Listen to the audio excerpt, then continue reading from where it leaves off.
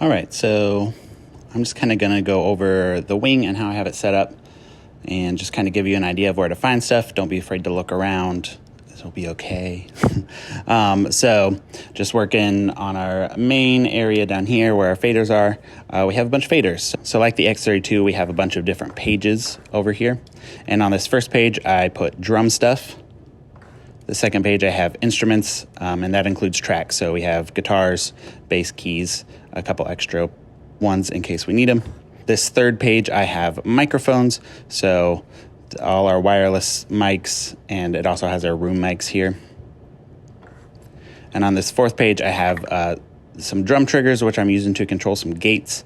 And then it has all our auxiliary inputs, which all we're using right now is the Mac for ProPresenter, and then the Talkback is coming through an auxiliary channel.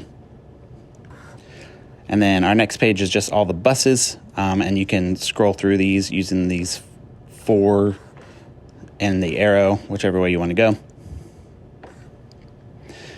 And then we have 2 user layers, and what's nice about these is you can customize them and take anything from these other pages that we've had and put them in whatever order you want here. So I can have the vocals and instruments on the same one and be able to get to what I need.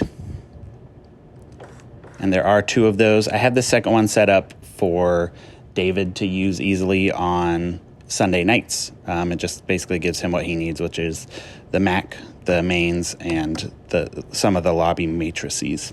So that's this fader bank. Next to it, we have another one, kind of a similar idea. We have various pages, but they're of different things, so DCAs or groups, and then our matrices, so everything going to the lobby, and our hearing assistants, and that's something I'm messing with, so don't worry about it right now. Our auxiliary in, again, just the Mac and the Talkback. All the buses, it's not as big of a bank, so you have to do a little more scrolling on this one, but you can get to them if you need to. And then again, those custom layers.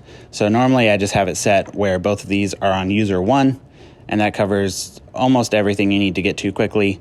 You can always jump to the drum page if you need to adjust drum things, but this kind of gets you pretty much everything you need. And then working our way to the other side, we have our custom control area. So this has, I set this up so we have our vocal verb decay on this knob, our vocal delay number of repeats, and then our drum reverb decay. So those can be adjusted quickly. Obviously we have them here and you can adjust their levels, but this lets you adjust some of the details of the effect. And you'll also notice beneath the vocal delay, we have our tap tempo here. So you can tap in the tempo for each song. It's great. And below that, we have this other section. I pretty much just keep it on mute groups, and they're labeled. So this one is all, band, lobby, and then the effects, just so that's easy to get to. There are other pages here. We just don't use them. These are for recording, and this is for if you're like setting up snapshots for each song kind of thing. But we don't do that, so we have this. And then over here, this last fader bank, again, pages, main and matrices, you can scroll through, see everything. DCAs again, they give you lots of places to do stuff. So like this has every single input, and you can scroll through everything. The reason this is here is because we have this extra space up here that gives you a little more control over some things. But in my opinion, I haven't needed to use it just because it's kind of a pain to get there, but it's there if you want it. And then again, our auxiliary in, our bus master, all that fun stuff. And then user layers. And again, I just keep it on one. And over here I have our stream bus and our mains. So I just keep the mains on the right, so that's always in the same place. I set it up so that you can just set it right at Unity and it should be good to go. One thing to note is if you want something in the lobby, you have to make sure the mains are unmuted, because if the mains are muted, nothing's going to go to the lobby, because everything's kind of going through the mains, and the mains are going to the matrices for the lobby. So it just kind of, it's a little weird, but yeah, you need to have that. And then, like I said, our stream bus. So with any of the buses, if you want to kind of see what's going to them, if you select it, let me choose the stream bus. If you select it and then you hit this sends on fader flip, then you can see what's going there. So you'll notice we have some stuff. We kind of have everything set pretty close, but we have some stuff that's a little lower, like our overheads and just some different things. So if you needed to adjust, if it sounded great in the room but was a little too loud or too quiet on the stream, you could adjust it here. And same for like vocal reverb and stuff. If you need that, again, just select your bus, make sure sends on fader is on, and we have our vocal mics in there, vocal delay, drum reverb. So, yep, that's kind of how you get to those. Nice and quick and easy. Also up here in this top left section is your talkback and monitor area. So if you want to talk to the people on stage to their in-ears, if you hold down A, you will talk into their in-ears. B currently doesn't do anything, but A is the one you want. Then you have these knobs. So talk level, if you're too loud or too quiet, you can turn up. This is our talkback microphone. Phones level, so if you're soloing stuff and listening with the headphones, you can adjust that. And monitor level, we're not using. That's if you have speakers set up to hear. And one nifty thing is this dim button or attenuate. So for our stream mix, I have a mastering chain on it that makes it as loud as we can get it without like clipping. So if you listen to that after listening to like a soloed channel, the solo channel is going to be way quieter than the stream. So it's nice to be able to just leave the phones where it is and just hit dim and then solo the stream. And then there's this mono button, which just sums everything to mono. It helps you hear some phase issues and stuff. Most of the time you don't have to worry about that with what we're doing. It's kind of an extra step that we don't usually do. And then over here is just a channel processing. So if we pick a channel, we can see what's on, filter, gate, compressor, insert, mains. It just gives you some control, but I like controlling stuff on the screen a little more, but just so you know, you can kind of mess around with this if you wanted to. So let's take a look at the screen and walk through that interface. All right, so looking at our screen, you'll see we have a bunch of buttons over here that get us to different pages. Home is just the home page for whatever channel you have selected. So if you select your channel, it changes.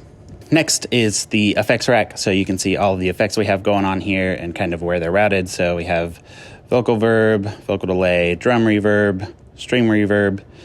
We have still 4 open premium effect slots that we're not using currently. That might change, but over here we have, like I said, that mastering chain for the stream. We have some de-essers, a graphic EQ, and some pitch correction stuff that I messed around with, but I haven't really used.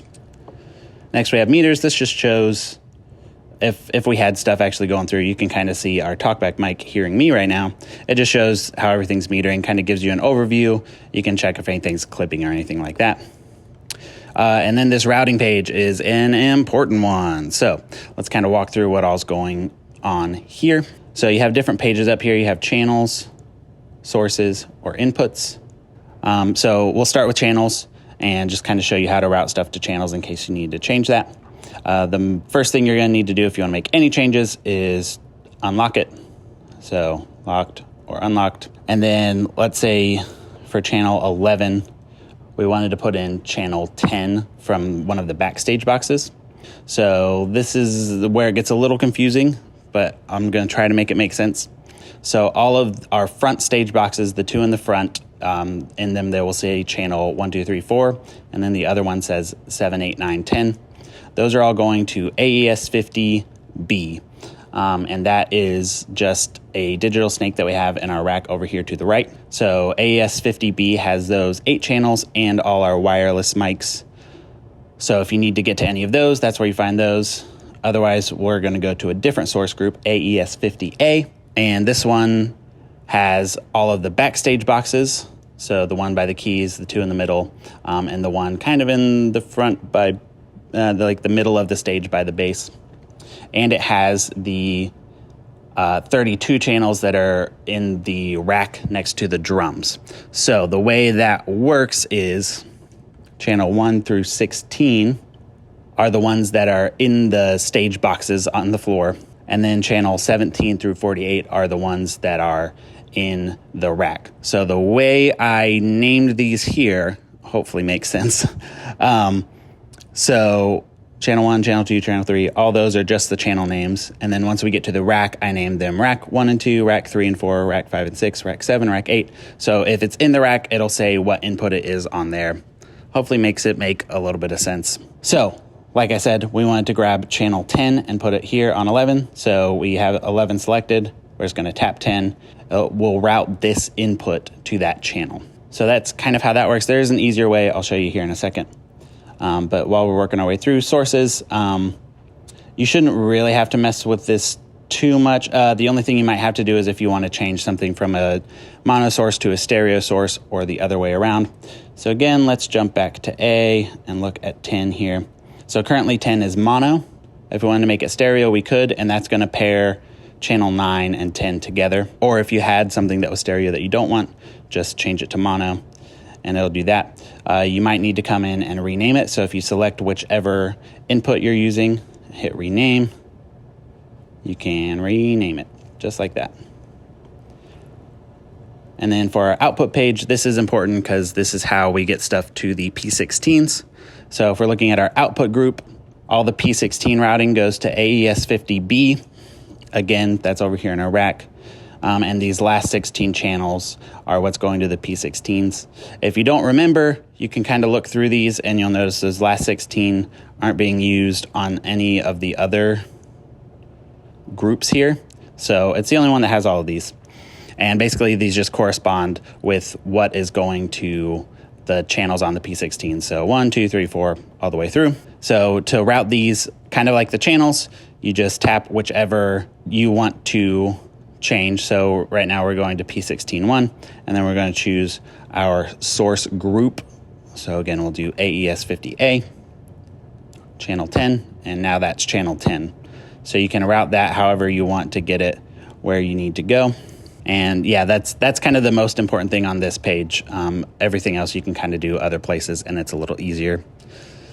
Next, we have our setup page. This is just like preferences and stuff. I set this up in a way that I think makes sense, but if you were looking for something and wanted to find it, you could look here. One thing that's important is in this audio tab, don't mess with this because that will make all of the digital snakes not talk to each other correctly, and then we don't get audio how we're supposed to, and it goes bad and it's gross. So just make sure you really don't mess with that. You can kind of mess around with other stuff if you want to. This next page is library. This is helpful because this is where I store each week's snapshot. So on this opening page, we have this folder that's library. This is just kind of what they did when they did an update. You shouldn't have to go into that at all. This next folder is weeks. So you have your weeks. If you want to load one, you just tap on it and hit load. If you want to save one, then when you come in, you can hit save and name it whatever you want to, and then hit that save button there, and it'll bring it up. All right, and then just working our way down, our next thing we have is a snapshot for the foyer. So this just kind of makes it so everything's definitely going in the foyer. It takes away the delay that's on the microphones and stuff. And just basically, if you have to do something in the foyer, go ahead and use this snapshot, and it'll be great. Again, you just select it and hit load, and then confirm, and it'll pull it up. The one under that is my name, but it's basically the default snapshot that I build everything off of. So please don't save over it because then I have to remake it and I'd be sad. But it kind of has everything set, but doesn't have like the microphones named and that kind of stuff. But it still has like stuff sent to the stream correctly and all that kind of stuff. The next one is Jeff. And Jeff just likes his stuff set up different than mine, like the user layers and stuff. So I just saved a snapshot of how he has it set up so that weeks he's on, I can pull that up really quick. All right, and then our next button is utility, and this does different things depending on where you're at. So let's jump back to the home button, and I'll kind of walk you through what everything is here. So if you look on this left side here, we kind of have a channel strip as we work our way down. So this first one is kind of like the input and that kind of stuff, gain, then the gate, EQ, compression, and then some inserts, and then how it's going to the mains and what other buses it might be going to. So let's talk about each of these a little bit. For home, it kind of gives you an overview of everything. So like you can see the input, you can do phantom power, you can adjust your gain. One nice thing is all these knobs are touch sensitive, so they'll kind of pull up whatever you're adjusting, which is nice. I use those a lot. One great spot here is if you want to put a different input into this channel, instead of having to go into the routing and do everything we did before, you can just tap right here, and then you have all your sources. So again, you can pick whatever and route it there, and it makes life easier. And then, like I said, this next input, you can do the same thing here, so you can tap on that and change it if you want to. You also have your gain here that you can adjust, and your trim. Both of these do affect in-ears too, so if people are doing stuff on stage, don't adjust those. But yeah, there's lots of stuff here. I'm not going to explain every little thing. The gate is the gate. Again, not going to explain everything right now, just showing you where stuff is. EQ, compressor, and then, like I said, these inserts. And here we go. This is an important one. So down here on the mains, you can kind of see we're sending to main, left, right, and this is on. But there are some things, so if we go to the click, you'll see that it's not on. That means that the click will not go into the mains channel at all. It can still go into other buses and things, but it does not go into the mains channel, which is great because then if you accidentally turn it up or something, it's not going to make some noise. So if you're trying to get sound from something and it's not coming through, this might be a good place to check after you've checked your input and that kind of stuff. And then you can also see your bus sends here. So this could be another way if you wanted to see like if it's going to the vocal reverb or vocal delay for one of our singers, you can see that there and adjust it as you need to. You can also, there we go, do it with the knobs like I said before. So that's also a nifty thing. You can also send some buses to other buses. So any of the buses you can send back into the first 8. So that's why our stream's on 8 instead of later in it, which is nice for like in-ears and that kind of stuff. So then one other thing is every section on the surface of the console has a view button next to it. So I'm just going to hit the view button that's above our left fader bank. So what's nice is that pulls up what all's on there. But if we go to config right here, we can change what's there. So like right now I have 4 singers, but I only have 3 singers here. So if I want to add a singer, just tap that channel and then I'm going to put what fader I want it on. And if you want to take something off, you just drag it off and it'll go away. So that's nice. If something's not where you need it to be, you can get to that super easily that way. And that applies to all the fader banks. You can set them up this way. So yeah, that's a quick overview of our wing and kind of how we have our audio routed. Hopefully it was helpful.